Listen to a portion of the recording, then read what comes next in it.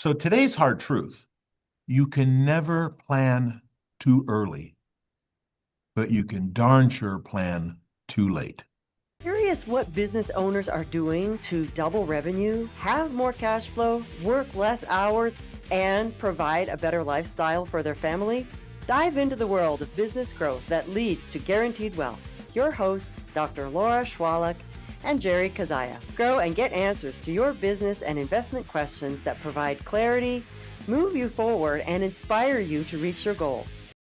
Welcome to this edition of the Business Builders Intensive. My name is Dr. Laura Shwaluk, and my co-host here is Jerry Kezhaya, and we have a wonderful and long-term friend. Yeah, Joe Clark that we met, oh gosh, at least a decade ago, and you have some amazing information that you've been telling us about, and we decided we need to have you on our podcast. And we're happy you're here today. So tell us a little about who you are and what you're up to, and then we'll get into talking about the hard truth. What's going on? Wonderful. Well, I'm excited to be here. I'm in good old snowy Indiana. It's zero. We got a foot of snow dumped on us, and I can't wait to get back into your home part of the world in Scottsdale and be able to see some sunshine. But blessed to be here as a husband, father, grandfather, and me and my dog just kind of hang out. And I talk to people about their financial world. We help people complete their financial journey. I'm a certified financial planner. I was an adjunct professor at Purdue for 7 years. We manage a little over $1 billion for more than 1,250 average American families. It's the life I wanted. I told my mom in fourth grade in a journal that I wanted to get paid to think and talk, and that is precisely what I do. So I feel as blessed as I could possibly be. Fantastic. Excellent. So happy you are here, brother. I'm glad to be here, my friend. It's great to see you guys. And Texas, we got about 2.5 inches of ice, snow, and ice. So ain't that special? Yeah, it's been well, we locked up the store about 3:30 on Friday, and just this morning left the house. Tuesday. Yeah, from Friday to Tuesday, we were locked in the house. And unlike other people, we're not making mad dashes to the grocery stores to pick up provisions or it. I'm heading from here to the airport. A young lady is flying in from Oregon to see me, and got delayed yesterday. Couldn't get in because of that. Delayed in Chicago today, but as soon as we're done talking, I'm racing to Indy. Whew. Okay. And you help people all over the country, correct? 31 states. 31. Good for you. Excellent. Yeah. And you are registered in Texas. I'm across the country. For 25 years, I was a host of a radio show. And a newspaper columnist. I always wondered why China newspapers would pick up American tax planning articles, but they did. So I guess I'm an international author if you want to go at it that way. It was hilarious seeing that on Google. But now I've been on CNBC and Fox more than 100 times between the two.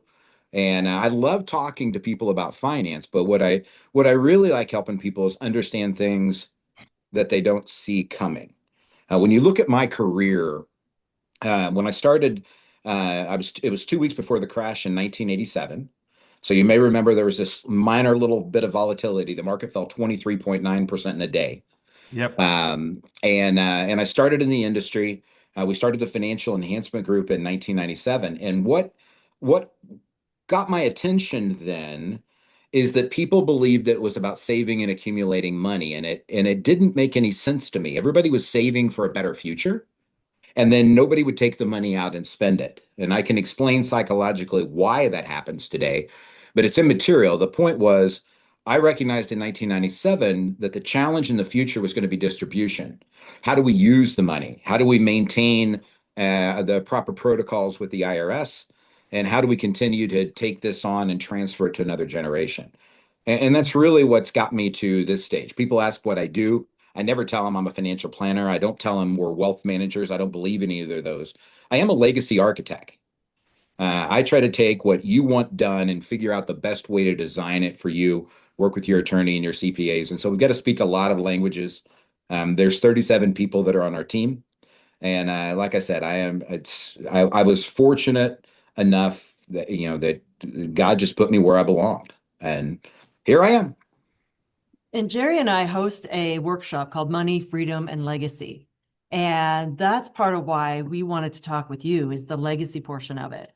because when you said the hard truth is that you can never plan too early, but you can plan too late. One of the things that you were talking about was the the change in our ability to judge situations as we get older.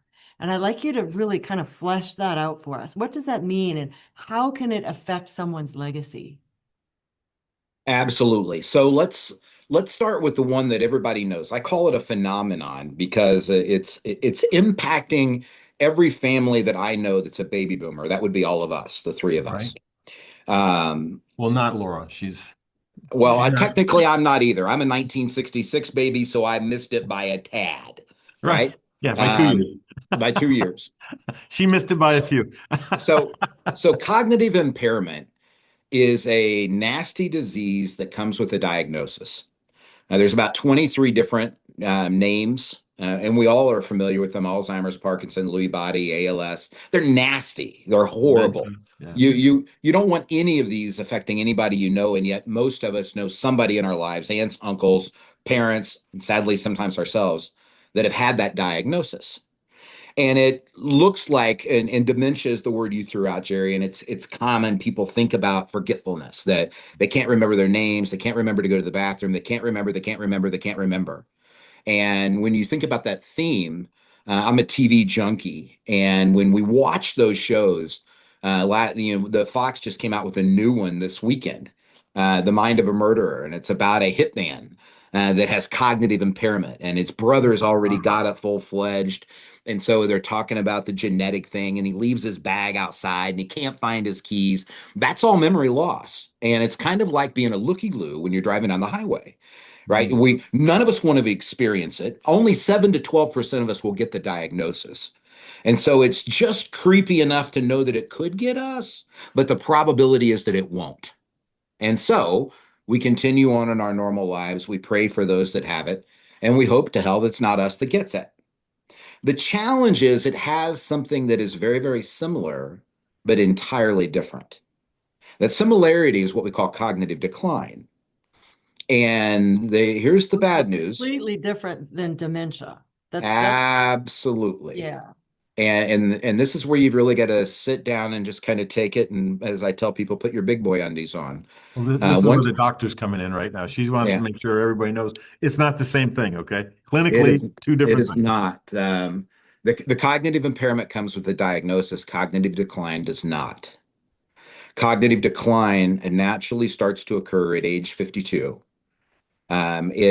It impacts us in different ways, but people always associate it with memory loss. Hmm. And the challenge financially is I could care less that you can't find your keys. I scream at the TV when they show these shows, and they'll talk about losing your keys and forgetting people's names. Heck, I forgot my people's names when I was 30, right? I mean, that's not it. It's did you lose the reasoning, the ability to say, where are my keys? Well, what were the last pants that I had on? Well, where was the last place that's reasoning. This is a whole different thing. And what happens is our judgment gets impacted before our memory loss occurs. And Laura, that's why the hard truth is you can't plan too early, but you can plan too late. And the whole argument I try to make for people is that we need to establish guardrails, not controls. And so this is a pretty simple concept if you forget about everything that you already know, So what right? is the difference between guardrails and controls in your planning, your work? Guardrails keep you on the road and keep you from going off the cliff, right? So let's just talk about it. And a lot of your listeners, if they're in the business world, are familiar with what we call a grantor trust. Some people call them living trusts. You've got one, I've got one. I've had one since 2002. And essentially, if you're not familiar with it, a trust is just a different type of ownership. Okay. The estate planning world will tell you that you get a trust to avoid probate. There's no reason to ever pay probate. They'll tell you to get it because it is a mechanism, a tool that could somehow reduce taxes. That is very minimal, in my opinion. You still have to use the tool correctly. The other one is privacy. Nobody can see inside of my trust. I've been doing this for 38 years, and exactly zero have made it to court. That was my intent. People always ask, well, what does a court say about this? Well, I failed if a judge ever has to make a ruling. right? None of them have gotten to the court side. So that's why you have a side inside of a trust. So that's you are the grantor, the people who put money in your trust. It's a different form of ownership. You have named somebody who's in charge when you're not. That's a successor trustee. And a lot of the people listening to this, the estimate is about 70% will name their kids. I don't believe anybody should be named trustee that is ever going to have any financial involvement in what's left over. Yeah, but it would be a conflict of interest. Financial gain. In my opinion, it's a conflict of interest, and it's just problematic for a family dynamic. If you were in my office, I would write Happy Thanksgiving on the board, Jerry. And people will look at me and go, Joe, Thanksgiving was 3 months ago. Have you not worked? And I go, no, no, no, no, no. You have to understand, Thanksgiving is my favorite holiday. People get together. You don't have to buy presents. We break bread. We celebrate. We're grateful. We're happy to be together. And what I know about the financial world is that happy doesn't always exist when mom and dad are gone. The family dynamic can be destroyed because money is just a very, very complex mechanism. And a lot of things that should have been said are unsaid. A lot of things that should have been taken care of were simply ignored until it's too late. And so as a legacy architect, what I try to do is come in and say, okay, let's deal with this. Somebody needs to be in charge of your assets. It's a professional, in my opinion, when you're incapable of doing it. And that's all special. So how does that incapable part get decided? Well, in the legal world, when you go sit down with your attorney, for some odd reason, there's life and then there's death. It's what I call a nuclear option. One day you're entirely in charge of everything you have, and the next day you have zero control. And what I really want you to do is step back and think about being 5. Think about playing in your front yard when you're 5 years old. Mom and dad said, don't leave the front yard. When you were 10, they said, stay on the city block. When you were 16, they said, have the car home by 10. It was a progressive behavior. And what we need to have as adults is a regressive, not a nuclear. There's no way in the world I can go one day from being totally okay to make every financial decision to zero the next day. Yet that's exactly how your trust is designed. So there's 4 ways where that successor trustee, Jerry, takes charge of your assets. 1, you die, and that's the most common way. 2, I've only done this for 38 years. I've seen exactly 6 people resign. 6 people wake up and go, you know what? I probably shouldn't be doing this myself anymore, right? With cognitive impairment, whole nother story. You take those out of the mix. If you're in an Alzheimer's unit, you've got a diagnosis, eventually you will surrender or people will take it from you. But I'm just talking about the rest of us. Those people who live like you and I, because we're taking care of our health, we're living a long, full life, but we're dealing with that little cognitive decline over in the corner. Our words get better. We become more focused in communication. We're more present when we talk to people. Thus, we appear even more intelligent than we once were before. The whole time, our judgment beginning to contract little by little, right? Little nuances. And it's not like Yogi Bear stole your picnic basket all at one time. It's a little nibble of a sandwich a day so that your spouse doesn't detect it. Your friends don't detect it. Only people who see you irregularly can go, wait a minute, that's not the Jerry that I knew a year ago, right? So anyhow, you can die, you can resign, or there's 2 things inside of your trust. 1, a judge can declare you incompetent. Now, Jerry, I don't know about you, but my kids love me, right? I built a company out of a trailer that literally had a rat loose the day that I started. Came home, a rat from the field behind us got in through the garbage disposal. And I said, honey, it's not going to be like this forever, right? My kids are not taking me to court. Okay? I mean, they're just not. And so I've seen exactly 0 people get taken to court in 38 years. The other thing is your doctor can sign a form and say, Jerry, I think you've slipped, and we're now going to take away everything you have and put Laura in charge. That sounds very heartbreaking. Not it is hard, but it's like wow, deflating, crushing to have that. There's got to be a better way to. And so that being empowering. the point. That being the point, Laura, the doctor who's known you for years doesn't want to sign the form because they love you, right? And your kids don't want to take you to the doctor. And so nobody signs the form. And so what happens is the kids steal the car keys. The kids grab the checkbook. That's what happens. It's all done on the side until something needs to be signed, and then you can't sign it. That planning was done too late. right? And so my whole thing is, how do I fix this and deal with that regressive, just like the progressive childhood responsibilities? How do I deal with regressive? And the answer is, in my trust, I have a green light that says, Joe, you're good to go. Right. I'm quite with it today. I manage $1 billion with my team. 1,250 families depend upon me. I got this. But Yeah. there's some day that I won't. And I won't know when that day arrives. Right. So I have to have another mechanism in place. And so I go from a green light to a yellow light with guardrails that I established, not somebody that happened to get elected that has a gavel and a black robe. I created the guardrails inside of a system that says, Joe, you are now at a yellow light. That doesn't mean I lost control. It means when I'm making a material decision in the big three horsemen of the financial world, which is spending, investing, and giving, if I'm going to change a beneficiary of my trust, somebody else, not involved in the financial decision at all, has to say, yes, Joe, you're thinking about this logically. Okay. Right. Awesome. Yeah. You don't want to know the stories that I know of people who got pulled out of a trust because they didn't show up at Thanksgiving during COVID. Right. I mean, things that would just make you pull all of your hair out. That could never happen to my family. Happen regularly. And it's sick. And I got to stop it. And so that's what I spend my life doing. Or another example would be somebody who all of a sudden decides to give a large sum of money to a nonprofit that ends up actually not even being a nonprofit. Happens all It's the some time. kind of scam. Happens all the time. So Barb and how I are to, very Barb and I are very charitably inclined. Right. So I've always had the rule financially, you give 20, you save 20, and me and the IRS get to blow the rest. So when I go buy my Corvette, don't give me any grief.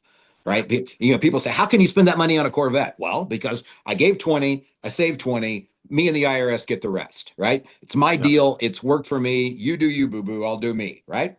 But when we look at this game plan, right? God, I love you. When you look at this strategy, if I woke up according to my rules, the guardrail that I set that said I wanted to give 40% this year, I've got to have permission.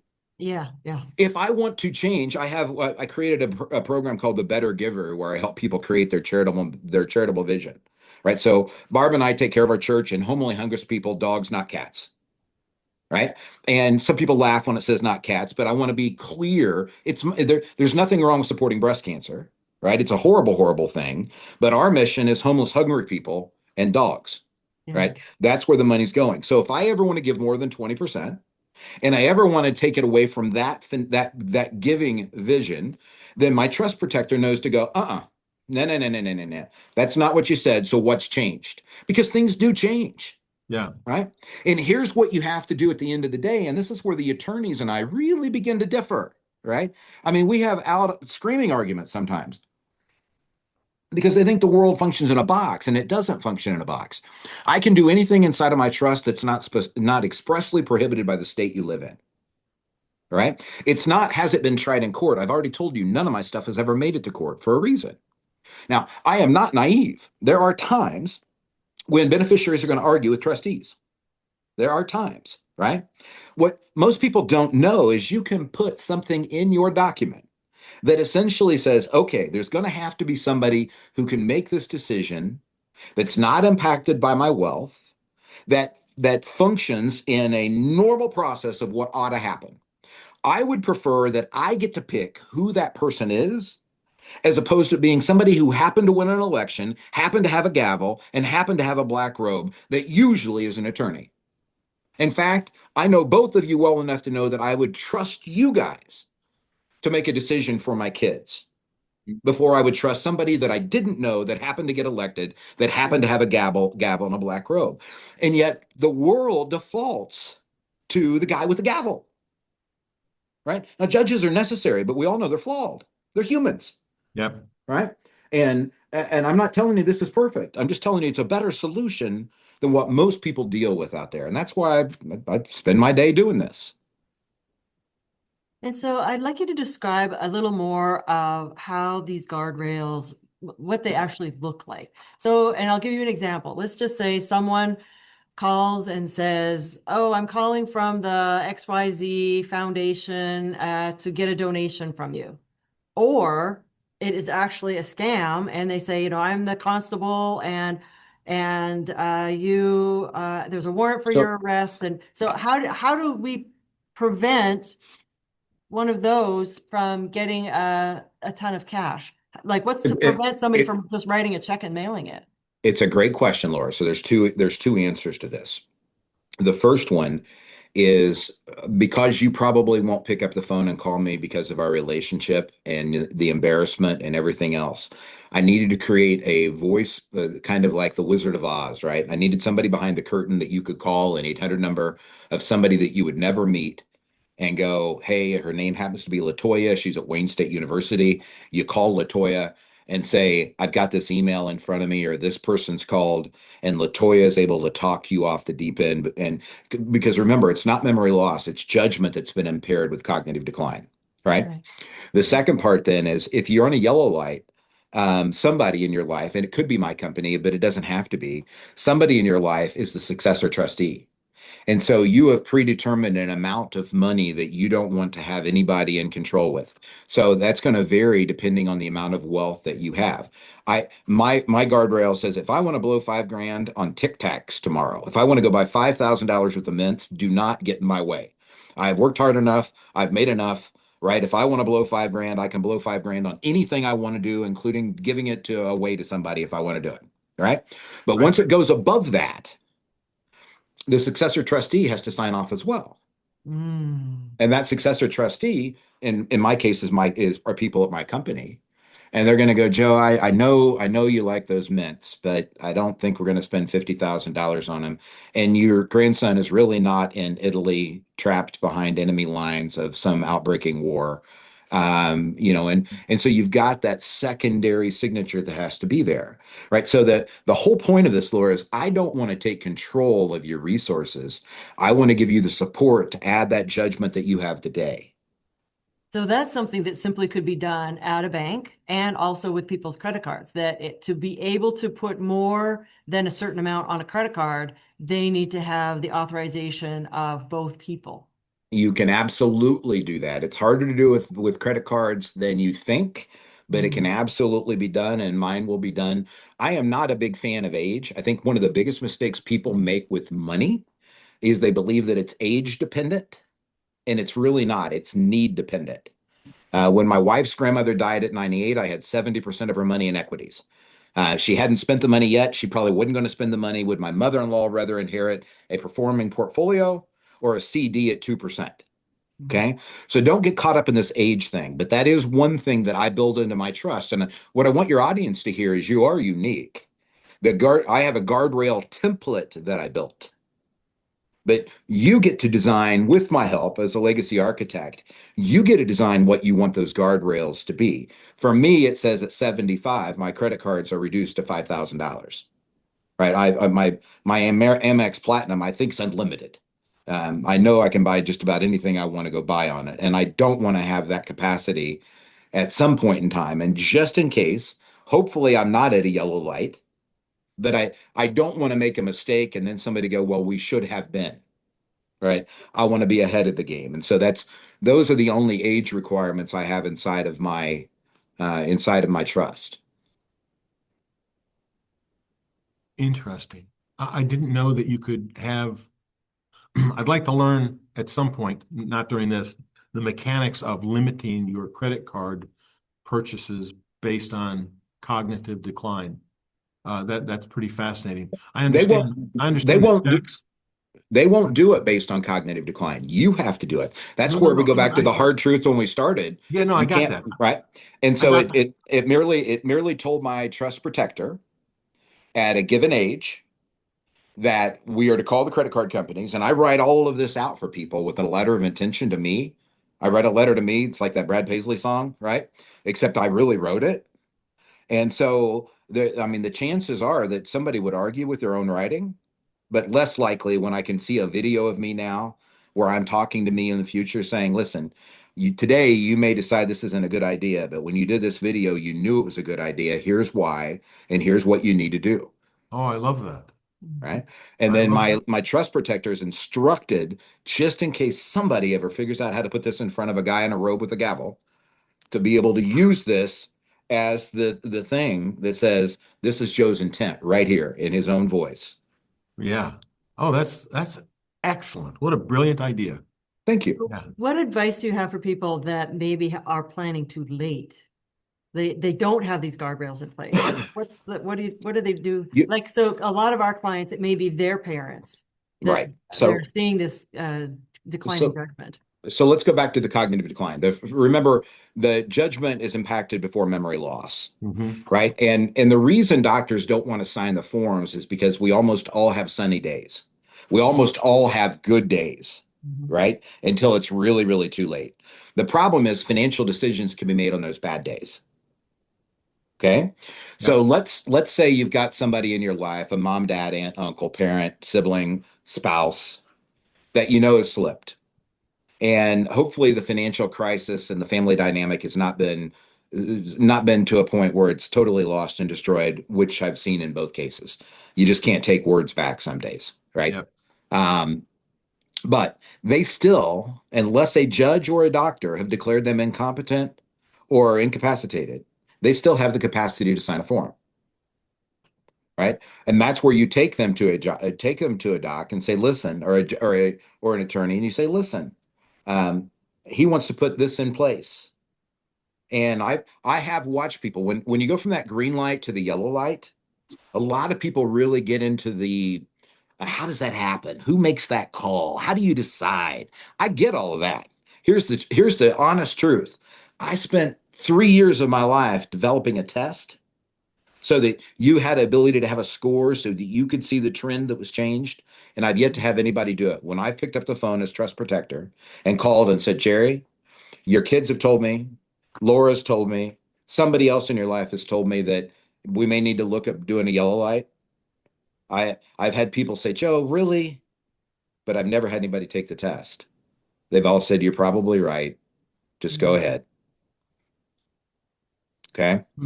Hmm. We are reasonable people. Remember, it's an impact of judgment, not of memory. This doesn't mean that we're stupid people. That my wife tells me I get more hard-headed every day, and it's because I become more certain of what I believe to be true. I can't Right? help that, right? I'm I resemble that. right. The details frustrate us. There's this common path that we're on, and there was a white paper. It just cracks me. It came out of Stanford. They asked like 10,000 seniors, so people that were over 65, if their driving skills had been impacted as they aged, right? And so there were over 1,000 people said yes to that, right? The largest majority said, nah, hadn't happened to me, right? So the rest of them, they gave some bogus questions too, but they took these 1,000 people, guys. It's like 1,100. These 1,100 people, and they said, okay, you've said you've got driving challenges. How many of you think you have challenges making financial calculations or decisions? And less than a third of the people who said they had motor skill problems believed that they had any cognitive capacity issues at all, Wow. right? Because we don't recognize it ourselves. So let me give you the two worst stories, right? And I do tell Wow. people these are the worst because you need to understand them. One happened in January of this year. And Jerry, brother, I love you, but this could be me and you. Okay. Yeah. So put on your big boy panties. Here we go. There's a guy named Forrest Preston in Tennessee. Forrest in 1970 bought his first nursing home in 1970. Wow. 2 years ago, almost three now, 3 years ago, his son comes to him and says, Dad, you're 91. You now have 200 nursing homes. You have 14,000 residents. You have 2 billion a year in annual revenue. And the CFO, along with your current wife, because there's been more than one, are liberating your funds. You need to hand off the reins. And Forrest essentially said, I don't think so. I'm fine. We bought a nursing home 6 months ago, right? Took 2 years to get him to court and 18 minutes for a judge to go, Mr. Preston, you are done. When Wow. you own 100% of the stock, there is nobody who can control us, Jerry. Right. If we don't put our own guardrails in place, my Barbara, your Laura, are all running at risk that we don't need to take. Now, I'll go to Purdue University, where one of the heads of, I was a professor at Purdue for 7 years where I taught financial planning. And this guy comes to hear me do one of my dinner lectures. And I love to communicate, I love to teach. And he comes up to me and he goes, you are really, really, really, really good. And I really, really, really appreciated it. Right. To have somebody at one of the top business schools in the Midwest say you're pretty smart, that's a good feeling. Right. Yeah. And he goes, but here's the deal. He said, based on my position, right? I knew the butt was coming. Based on my position, I feel like I need to manage my own money. But I'm going to tell my wife about you. Now, Jerry, I have heard that so many times in my life, right? Oh, yeah. This is not my first rodeo. But he did something the next day that nobody else has done. He sent me a letter, an email made out to his wife, was a copy of the letter to his wonderful wife, very loving, kind, and essentially said, if you ever see me doing anything wrong, not thinking clearly, call this guy Joe. He's at this accountant's office. Here's his phone number, right? And I'm going, wow, this may be for real for the first time in my career, right? Yeah. Phone rings 8, 9 years later. I pick up the phone and I'm being hollered at. Now I know when I'm being hollered at. I've been married for 38 years. And I finally get her calmed down. And and she says to me, um, she reminded me of the story, and I never met her. He wrote the letter, he gave it to me, but he put it in his lockbox. And in 6 months, he day traded away $5.6 million. Oh, shoot. Now in Texas, I don't know what that means, but in Indiana, $5.6 million is what we call generational wealth. Oh, yeah. What Absolutely. what it meant for his kids and his grandkids. And people go, well, my kids would catch it. Yeah, he had two engineer kids and one doctor. Three kids. None of them stopped him. The wife didn't stop him. Did they know about it? They No, know he was he, doing that. They no, couldn't stop because him. They didn't know about it. precisely Yep. there. No, Laura, let's not confuse ourselves.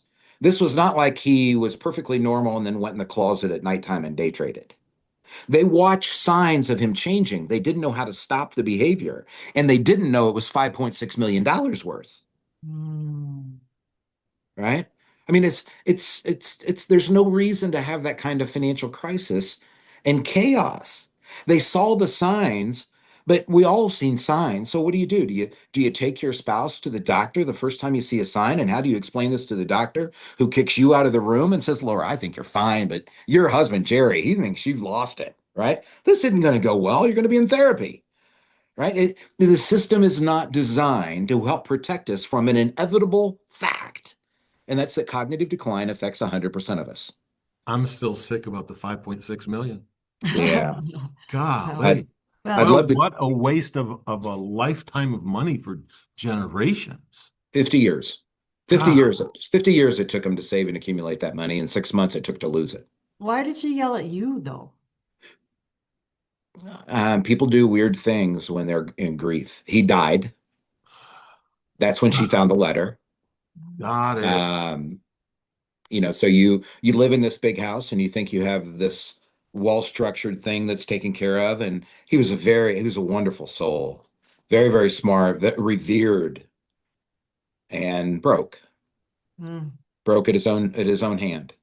So that what happens when you watch the nightly news and Facebook and everything else, it's always the nanny stole the money or this person stole it. I will tell you, your greatest financial risk is looking at me. Right? It's the four eyes that I see today. It's the two eyes on my face that I see. It's our judgment decreasing and our inability to recognize that change. Yeah. It's that we don't have a mechanism in place that we put in place that told our kids, hey, listen, this is going to happen. I'm not trying to hide it. When I do this, here's how I need you to respond. We've given them permission because my daughters are not going to drag me to a doctor. And no doctor is going to be willing to say, hey, I think Joe's lost it. I mean, I can bring out my A game if I have to. But in the heat of the moment, when somebody asks something, you don't always have your game face on. It's like making an important putt. It's not the Yep. same as when you're at the putting green. So, Joe, if people wanted to learn more, what's the best way for them to reach you? What's the good way to contact you? So if you're Facebook users, I've got a little group called Aging with Clarity, Aging where with I clarity. aging with clarity. I talk about this stuff all of the time on there. School is a new place to be able to have classrooms. I've got a school that I'm building that's going to provide people checklists and things to be able to use. And then the legacy lock is where I give people my trust, my document that I created for me, legacy lock. Is that also a website, Legacy Lock? Legacy lock is always being added to. It looks way too basic for me. So our friend Dimitri is actually making it better. But yes, you can go to Legacy Lock and get stuff. The financial That- planning firm is your life. It's legacylock.com. com, Okay. correct. And Thank then you. your life after work is where you can get about 6,000 videos that I've created literally over the last 25 years. The Financial Enhancement Group's 28 years old. And I think they've said they'd never seen so much content. But, I've written a newspaper column for 25 years and I like to teach. Mhm. But yourlifeafterwork.com you can go to, and I'm more than happy to talk to people.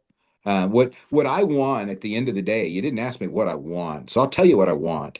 I want when you sit down with your attorney, instead of them trying to explain to you why Joe's a nut, I want them to be forced to have the conversation with you that I just had with you. I want people to understand you don't go from life to death, that there's a space in between, that it is to be highly regarded, that you should be supported, not put in a corner, that you shouldn't be ignored, right? This is not about taking control from people. This is no different than when we were kids and our parents were loving us dearly. This is another mechanism for us to protect what we spent a lifetime trying to build. That's beautiful. Yeah. Wonderful. So we're speaking today with Joe Clark. And Joe, I want to let you know that at the end of each of our episodes, I ask a question. And this is a Uh-oh. question. This is not a question for you. This is a question for our listeners. This is a question for the people listening. And my question today is actually twofold. First question is, do you have a trust? Are your assets in a trust? If not, then reach out to someone in your state or reach out to Joe and get that handled. The second is, do you have guardrails up to prevent you from blowing your money because of poor judgment at the end of your life? And if you don't, then reach out to whoever made your trust or reach out to Joe and get those guardrails in place. I Uh, say this in seriousness because my father, before he died, spent a whole bunch of money on very strange things and gave a lot of money away to people that none of us even knew. And so this is a real thing, and none of us even knew it was happening. My mother yeah. did the same thing. She went through about $3 million in less than a year and had nothing to show for it. It was amazing. She had a bunch of NSF checks that she wrote to charities that there was no money left to even for them to cash. Yep. Yep. It's just so sad. And It's no, the and real thing. there's no reason for it. And I'm happy to help. I will tell you that the basis of this is communication with those that are going to receive the beneficiaries. And I always tell people, you want your beneficiaries to receive blessings, not burdens. Yeah. And the majority of the time, the chaos creates a burden greater than the benefit that's being left behind. And so I spent a lot of money on family communication, how you talk to your kids, how you talk to your spouse, a lot of people say, well, Joe, how does the legality of this work? And I will tell you, long before the legality starts, the communication and understanding needs to occur first. And if you go to those places that we mentioned, you can find my email address at yourlifeafterwork.com. It's J Clark at yourlifeafterwork.com. If you email me, I can talk to you about some of the family stuff and the things that are going on. And this is kind of what I've spent my 38 years of my career doing. Well, Um, thank you so much for enlightening us on it's a heavy topic for a lot of people to face, and yet it's real. It's reality, and the hard truth is we have to face reality. And in this case, planning early will help prevent an inevitable decline of finances later that at this point, you probably don't even need. So Yeah. And it plan early, because planning So- later, it might be too late. and it removes the burden for those that you care about. Yeah. Because it is, when you deal with the death of a parent or a sibling, it's such a mess. It's such a mess if it's not planned out and orchestrated early. That's just the hard truth. You can never plan too early, but you can plan too late. I love that. Thank you, Joe. Thank you so You're much very for welcome. being on Hey, thanks for having me. And I'll give you one more to take away. One more little Okay. tagline, Great. right? You can deal with the reality or you can deal with the results. Very nice. Thanks for having me, guys. Hey, thank you. And Thank folks, you. thanks for seeing us. Check us out. Click the subscribe, the like buttons, all that stuff. That way we can keep showing up for you. See you next time. Grow and get answers to your business and investment questions that provide clarity, move you forward, and inspire you to reach your goals. Share the show and connect with us at BBMMUSA.com to submit questions and learn more. That's BBMMUSA.com.